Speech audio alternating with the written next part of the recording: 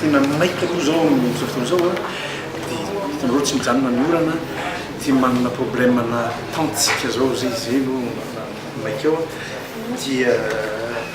ankoatran'ny tante moa le ohatran'ny fanaontsika dia mandeha foana en parallèle les opérations de secours d'urgence manome vary sy voankazo sy mety diabo fa tante aloha zay misy ohatran'ny eto Antananarivo fantatsika daholo le toerana zao zao mbola mbola hiakatra ny rano io a dia mbola misy faritra volontaire izy indra tsy diso mbola tsy dalatsika azy tonga moa kere dia tsy misy nohanina tsy misy nohanina dia zao efa manomboka raketa no ifampitadiavana ina koa le via moa no io nohaniny zareo any zay mety mitady bekily fa zao efa manome miakatra ny nidina be zao iny moa koa anisan'ny indicateur ny fahatongavany kere nidina be zao mividiny omby mividiny ondry mividiny osy isan'ny indicateur ray zay afantarany fa ratsy le maina ny tany ratsy andro ohatran'ny fanaonay ihany hatramin'izay io a dia misy zao